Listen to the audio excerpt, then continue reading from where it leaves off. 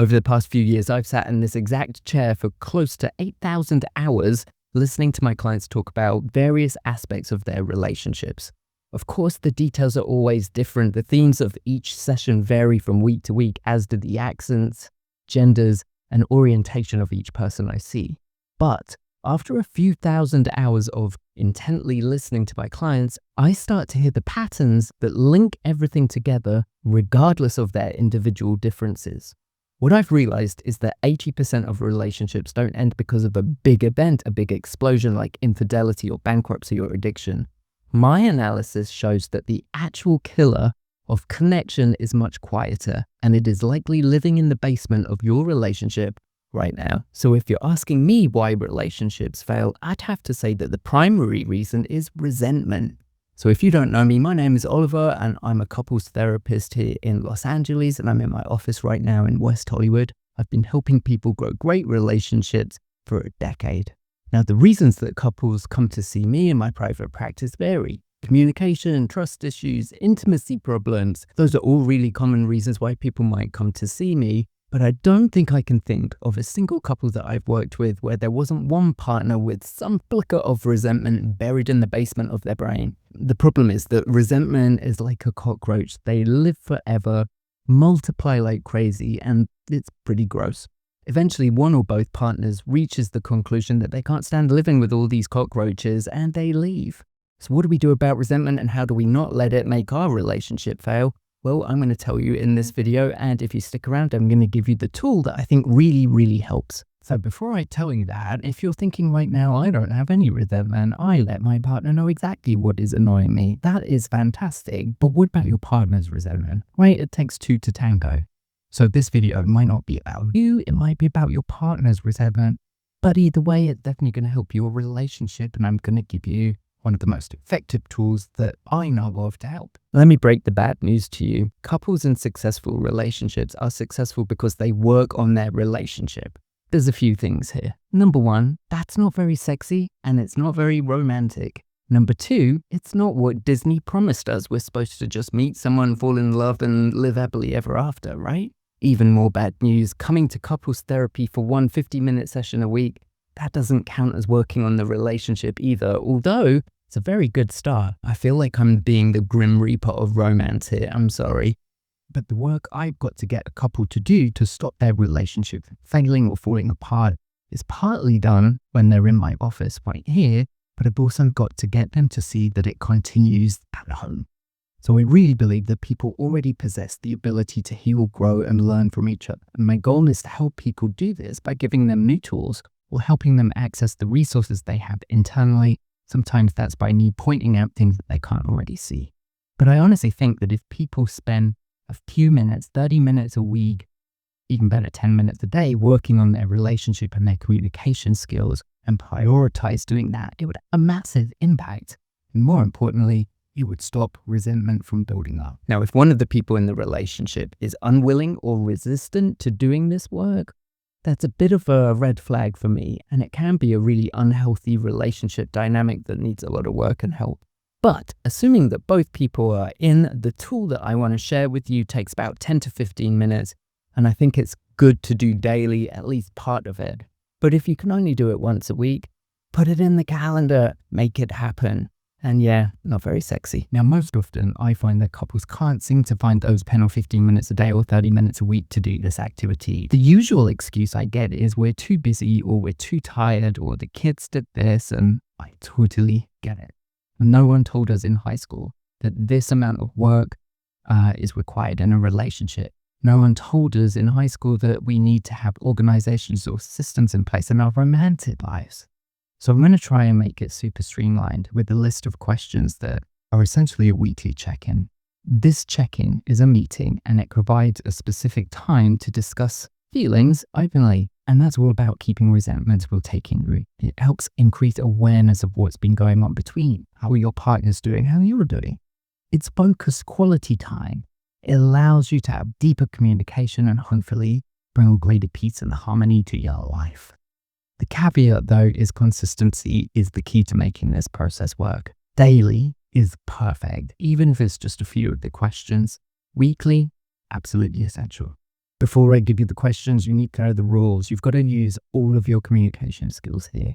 On that note, you can get a whole bunch of communication skills for me from free. It's called the 7-Day Relationship Rescue Workbook.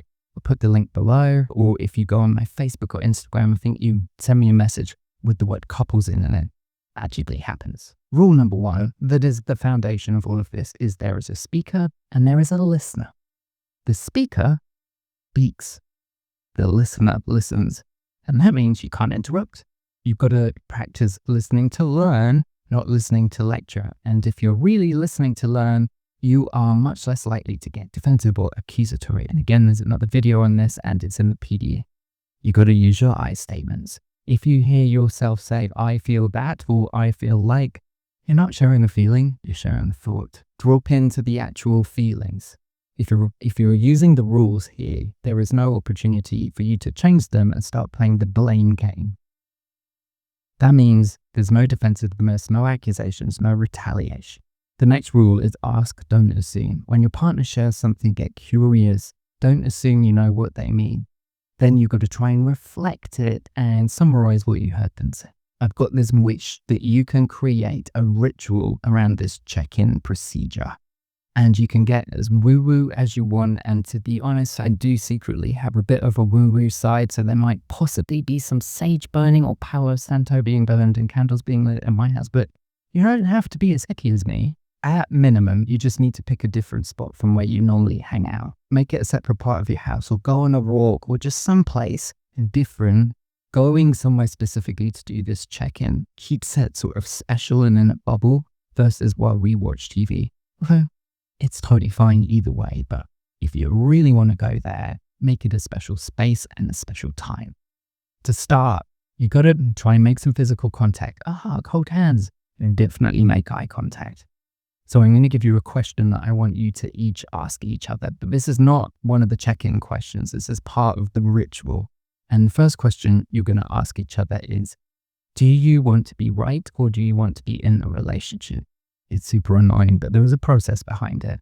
And that's because there is actually a correct answer here, which is, I want to be in a relationship with you. You are choosing your relationship over being right. This is a bit of a Jedi mind trick that I'm quite proud of, because the blame game is all about prioritizing being right. It fuels resentment and undermines intimacy. Choosing to be in a relationship at the start of this process means you're shifting your mindset. It means that being right is not as important to you. Give up the power struggle. Even if a survey found that 99 out of 100 people also thought you were right, who cares? When you insist on being right, you're creating a power dynamic. You're putting your partner below you, and that doesn't set up a healthy dynamics of communication. It actually breeds resentment if you think about it. Choosing to be in the relationship over choosing to be right is not the same as admitting you were wrong. But a need to be right is about making your partner wrong, and that is a different dynamic that breeds resentment. So in part 1, we're going to start with gratitude. What I really appreciate about you today is, we're going to start by keeping it up. You're going to start by acknowledging what the two of you have done well over the past week or that day. Start with something nice. It sets you up for a positive interaction. Sharing gratitude regularly has this cascade effect of reciprocity on a relationship. There's quite a few studies on this, I think, from the Gottmans, but essentially it primes your partner to start doing nice things for you when you share about all of the nice things that they've done, and vice versa. The rest of the check-in is divided into 3 sort of categories: past, present, and future. But we're going to start with the present moment, an emotional check-in. And that means that the meeting's got to address current issues. So we're going to stay in the present moment first and do a little emotional check-in. Something like, right now, in this moment, what do you feel? It's going to warm you up to use your feelings wheel. If you or your partner say, I feel that, or I feel like, the following words will not be a feeling, because you're actually sharing a thought that you're sort of tending as a feeling. It's not. I feel, and then it's got to be a feelings word. Next question, what's your anxiety level right now? It's always good to check in about how anxious someone feels, right? If either of you are feeling very anxious, ask for what you need. Don't assume. You've got a million different options here. Do you want to take a deep breath together? Do you need a hug? Do you want to tell me what you're afraid of happening? So it's not technically your job to manage your partner's feelings. But you can offer support when and if you want to. And of course, they can ask for help in regulating their feelings, and you can choose whether or not to give that to them. Hopefully you do, but it's not a requirement. In this moment, okay, now let's slowly move into the past. Last week, or in our last conversation, we agreed I'd work on X. How did I do? Did you feel the shift? Did it make a difference? You're going to bear with me on this because we'll come back round to it. But this is all about accountability. If your partner did the thing that they said, fantastic. If they didn't, no judgment, no emotional outbursts, just pure curiosity. What do you think got in the way? What could we do better next? The next question is there anything from the past week or today, or even further back, that I did or didn't do that's still sitting with you? Is there anything that felt hurtful or disappointing that we haven't talked about? The short version of this is anything unresolved? So this is all about your resentment check. It's your opportunity to not let things fester. Get it out in the open when they're small before they multiply like those cockroaches. The next question is, what patterns are we stuck in right now? A few videos back, I talked about the most common things people argue about. So you could find yourself in one of those. It could be another pattern of retreating when upset. It could be another pattern of passive aggressiveness. But we got to talk about it. And remember, there is a speaker and a listener, and there's no reactivity, just pure curiosity. This is also feedback. In your job, you probably have an annual review or a 30-day review. If your boss gives you feedback, it's because they want you to do your job better, right? It's because they know that you can do things differently to help them. So when your partner is giving you feedback, reframe it as a good thing. It's a way to improve your relationship. It's very easy to get defensive because this is your partner, but really, if you can try and hear it as feedback, it really does make a shift. It's going to be really helpful here to remember to try and work towards compromise here. And in a win-lose situation, it's exactly the same as a lose-lose. So talk until you agree, or at least agree to disagree, or take a break and come back to it. But ideally, we can start talking about these things. If you're just listening and not getting defensive and not falling into the blame game, you should be able to work this out.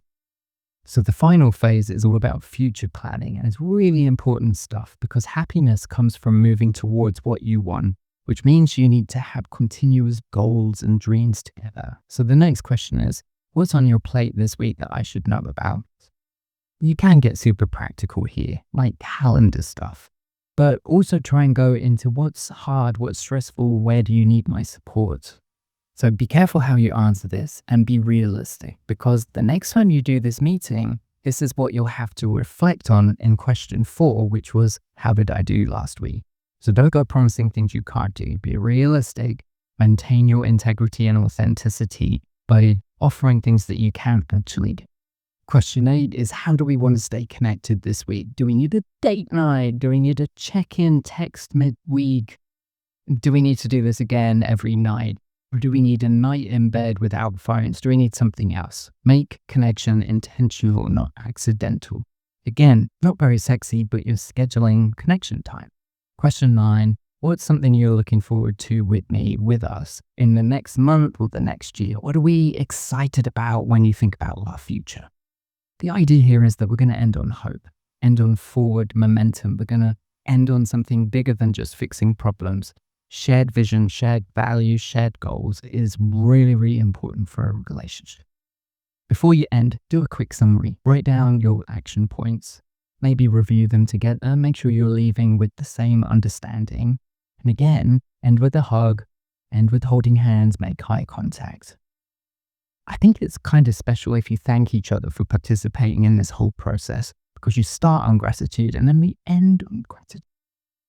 Okay, so the big question here is, what if things go sideways? Well, if you feel yourself getting reactive during the check-in, pause and take a breath.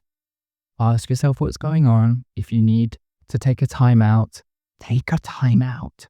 Nothing rational. Literally, the rational, intelligent part of your brain shuts off if you are too angry. So there is nothing good of coming out of a conversation in which you're heated. Take a time out, but tell your partner how long you need. Don't leave them hanging because then they're going to get resentful and anxious. I really believe and I know from my experience that this tool works if you use it consistently.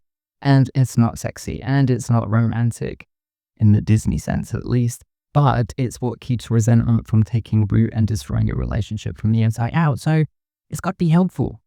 If you want even more help, grab the 7-day relationship rescue workbook. The link is below, or follow me for more communication tools. And of course, if you are in Los Angeles or California and you want to talk with a professional, book a consultation call. The link for that is below also. So go do the work. I think your relationship is worth 10 minutes.